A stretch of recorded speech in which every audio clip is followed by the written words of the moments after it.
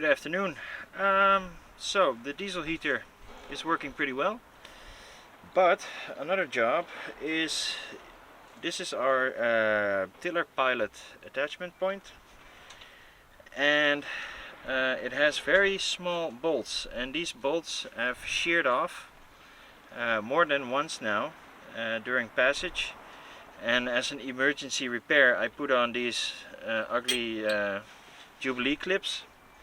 But that's not a very permanent repair. So what I'm thinking is maybe drilling these holes a bit bigger, tapping them, and then putting a bigger bolt in there, because I think this is M3 and it's just not strong enough. So this is what I'm gonna try, but first I'm gonna remove all this stuff.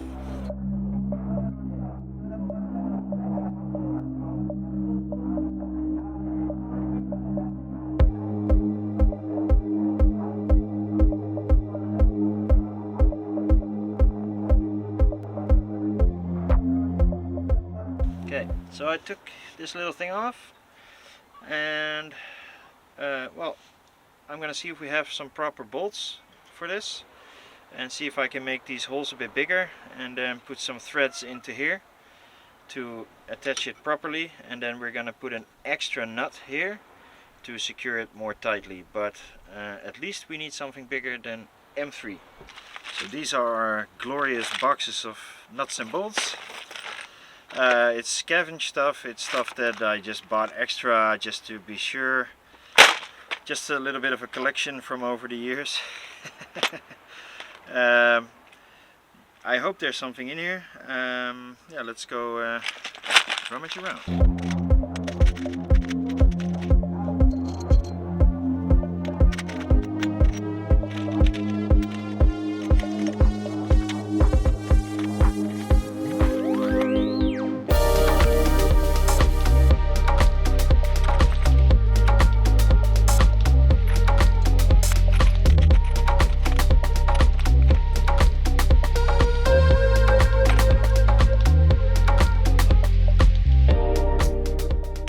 Found some pretty nice bolts.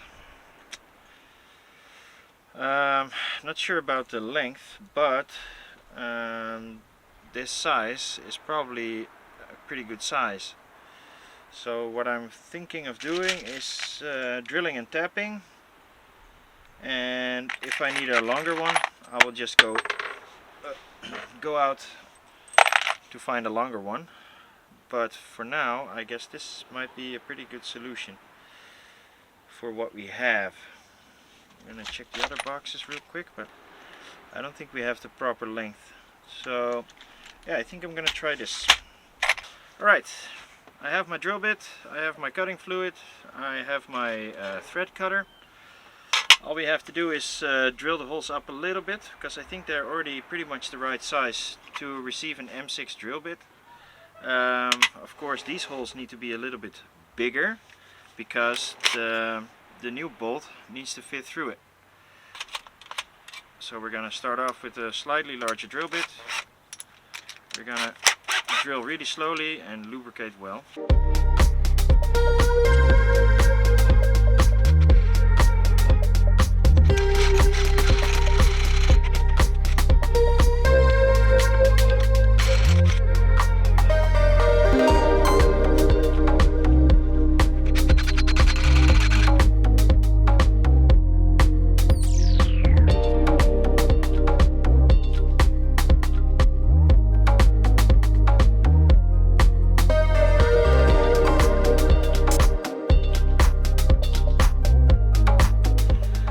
That was not so smart. The tap went through and now I can't get it back, and now I have to get it back exactly the right way. No. Or else I'm gonna mess up the threads. Why?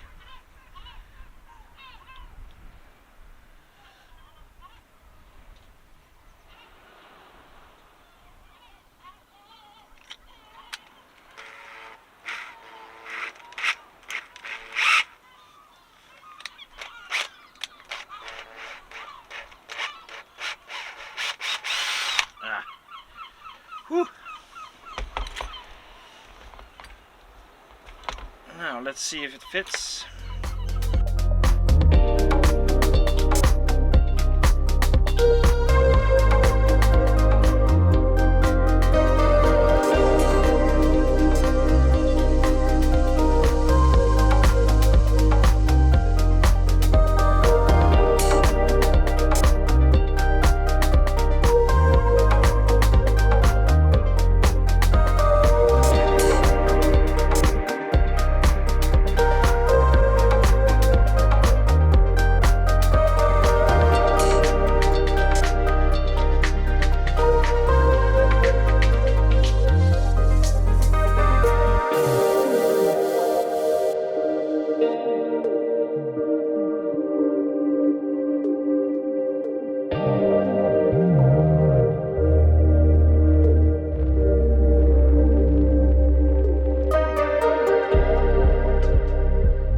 Okay, there we are.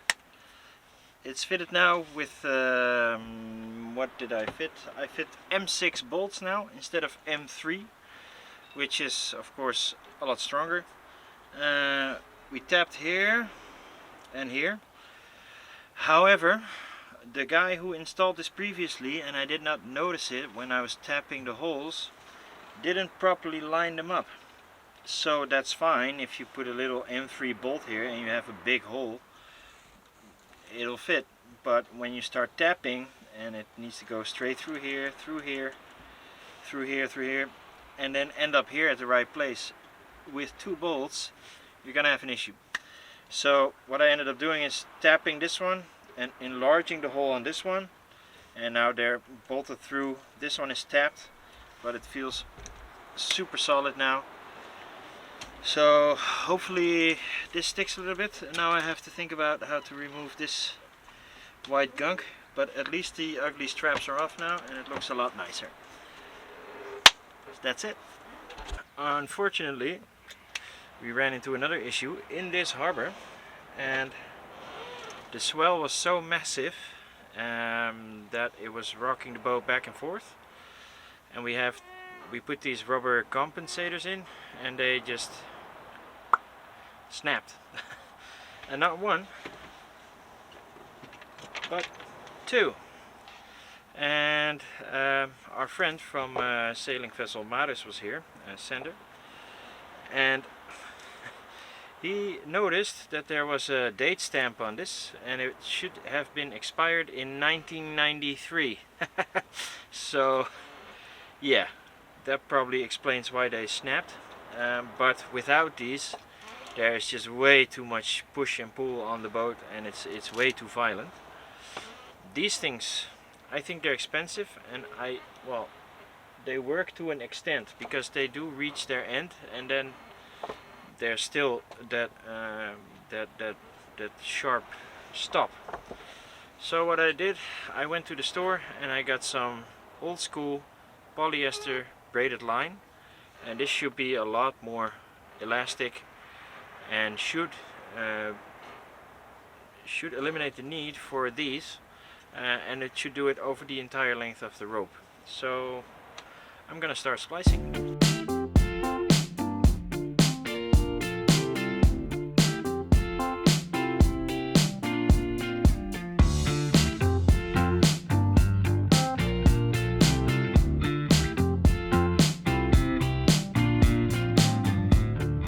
So after some splicing, I still have one rope to do, but I'm also testing the line using a winch, putting quite a bit of tension on it,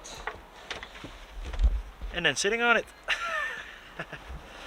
Yeah, that should be more than enough. I'm just checking to see if the splice doesn't slip.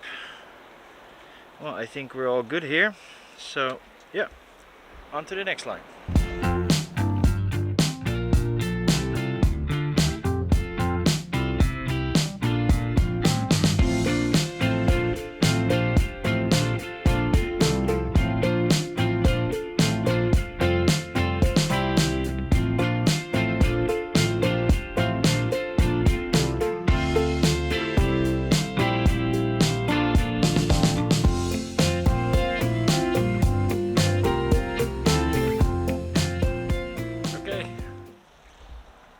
as you can see, the lines are on, and they were right.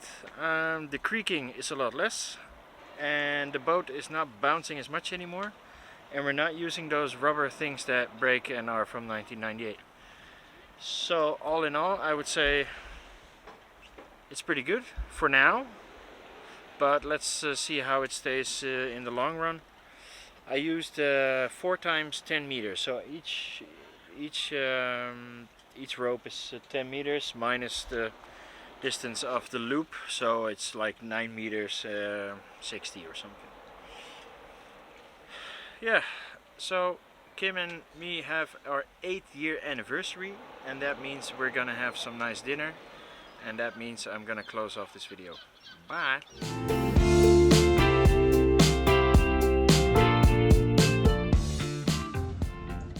We are leaving the harbor in Sines.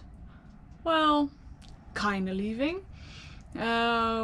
We just paid for the last month and we are moving from the pontoon over to the anchorage just next door. It's free, and we already asked if we could put our dinghy on the pontoon if we have some groceries or something, and that was fine by them. So yeah, let's go for anchor. That'll be nice. It's a nice bay here. Maybe we can fish a little bit there. But let's move from this pontoon.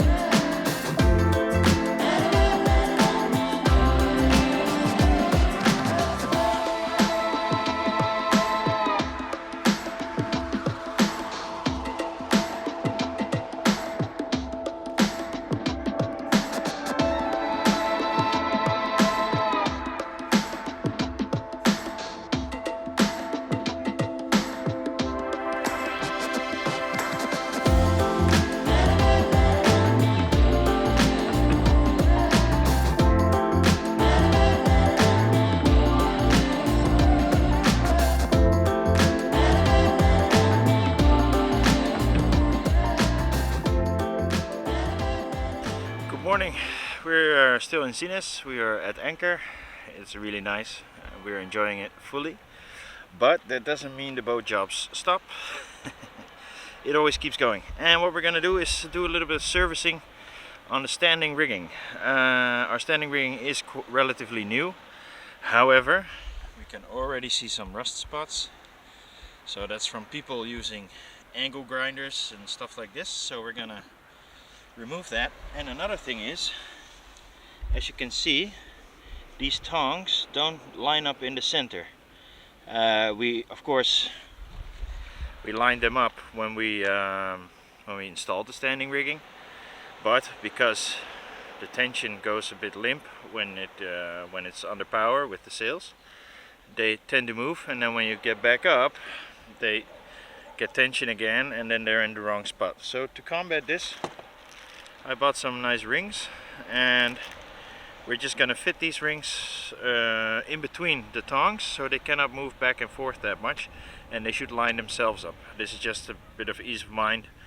It looks better, and it's just better for the standing rigging on a whole. But first I'm gonna do some rust treatment and then I'm gonna do the rings.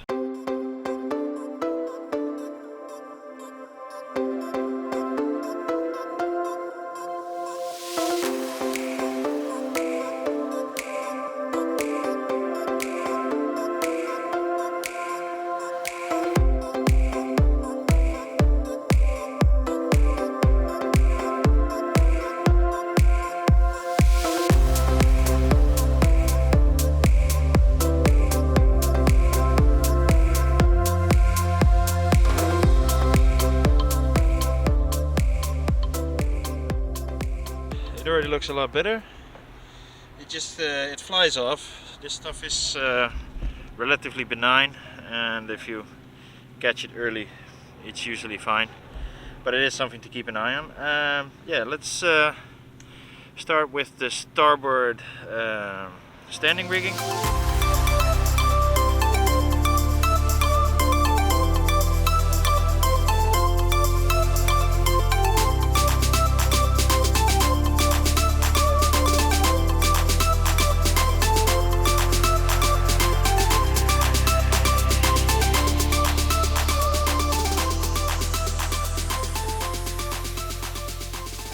Okay, that's the first part done. These rings, they're not really the correct ones, unfortunately. I broke a few and I bought exactly enough. Not that smart. So maybe I'll do this side, I'll do a rust treatment on the other side, and then I'll go ring shopping when we have the car, because we're gonna rent a car next week. And then I'll buy some other rings, and then I'll just come back and do the rings. So now we're gonna do the shrouds, which are on the outside, and you cannot just untighten these and then expect the mast not to fall over. But we have these really nifty check stays for our inner forestay, and they almost go all the way up. So we can basically just tighten this one and loosen the shroud, and then we'll be okay.